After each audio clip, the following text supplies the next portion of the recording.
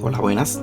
Hoy vamos a hablar de la tecnología del espionaje durante la Guerra Fría. Recap en Espero que music. os guste el vídeo.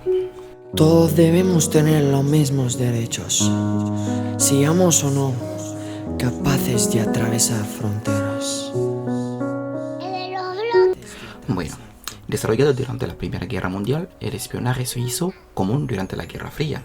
Las tropas invisibles de la CIA, de la KGB, Agencia de Inteligencia estadounidense y soviéticas, realizaron una variedad de tareas a instancia de sus amos políticos. Estas obras incluyeron asesinatos y la destabilización de regímenes peligrosos, pero el propósito principal de espionaje es la recopilación de información en secretos, que generalmente requiere el uso de medios ingeniosos. La Guerra Fría vio la aparición de dispositivos creativos como cámaras disfrazadas, como una caja de cigarrillo o un sombrero. Cientos de inventos han salido de los laboratorios de investigación de la CIA y de la KGB. Estos instrumentos no solo facilitaron el trabajo de espía, sino también complicaron los intentos contra espionaje, es decir, la prevención del espionaje. Usaron micrófonos ocultos, pero dado que no había cable ni batería a la vista, eso quiere decir que era muy difícil detectar los dispositivos. Habían algunas personas que iban en campos de prisioneros solamente para obtener informaciones, que se iban a pasar por prisioneros o hacían delitos solamente entrar en la cárcel, donde se veían obligados a diseñar las cosas a veces. Una de las cosas más usadas durante la Guerra Fría era el RFID, que son siglas en inglés, que significa Radio Frequency Identification, lo que significa su identificación por radiofrecuencia. Se trata de un sistema de identificación, almacenamiento y transmisión de datos remotos que utiliza dispositivos llamados etiquetas, tarjetas de transportes RFID activos. Al igual que los códigos de barras, las etiquetas podían usarse para identificar rápidamente un objeto, pero a diferencia de los códigos de barras pueden escanearse automáticamente sin la necesidad de una línea de visión. Algunas etiquetas se pueden leer a distancia y algunas también pueden escanearse aunque de manera imperfecta en lotes. Además, algunas pueden recibirse y reescribirse, leerse y estabilizarse de forma remota y pueden amanecer muchos más datos que un humilde código de barras, lo que permite, por ejemplo, identificar un objeto no solo como un tipo particular de jean, era de talla mediana, sino como un par único hecho en un lugar determinado en un día determinado. Las etiquetas RFID se usaron para controlar los vagones ferroviarios y al ganado lechero en la década de 1970. Algunos entusiastas incluso implantaron etiquetas RFID en sus cuerpos, lo que les permitió abrir puertas o viajar en el metro con un movimiento de su mano.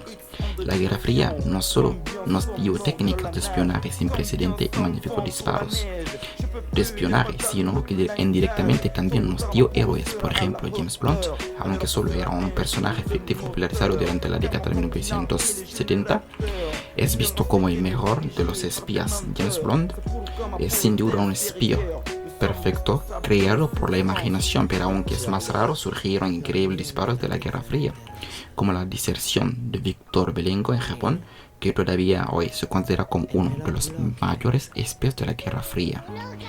Desafortunadamente, no todos los espías tuvieron éxito en sus esfuerzos. Varios fueron capturados, algunos fueron liberados, otros asesinados, que fue el caso de la controversia de Rosenberg. Acusados de espiar a los Estados Unidos fueron electrocutados.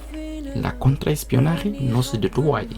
Muchos espías desestaron, otros se convirtieron en agentes dobles trabajando en contra de sus amos. Si bien la Guerra Fría tuvo su cauta de espías, también generó complot científico también. Cada uno era un poco más cruel que el anterior.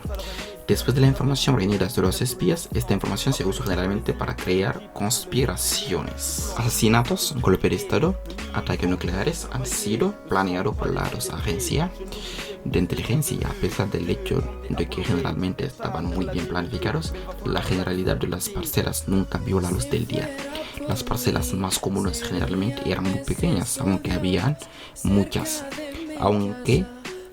más que murieron en la fase de planificación, porque los Estados Unidos y la URSS no estaban en conflicto militar y cada potencia tenía que un mal incidente condujera a una guerra nuclear. Siempre Rusia, la URSS como los Estados Unidos evitaban una enfrentación. Era muy consciente que cualquier tipo de problema podrá ser peor que la guerra mundial, sabiendo que en este momento ya habían empezado a tener muchas armas, bombas nucleares, armas científicas. Eso quiere decir cualquier guerra inventada en esta época será más cruel que la Primera y la Segunda Guerra Mundial. Muchas gracias por prestarnos vuestra atención. Nos vemos en el próximo video. Comme ils sont restés dans les déserts, comme ils sautent les barrières, on peut plus voir des gens mourir dans la mer. C'est triste, on peut plus dormir. C'est triste, on peut plus réussir. Asha baby. Si fuera por mí, seguiría meses estudios cerca de mi casa, pero la vida allí no es la que nosotros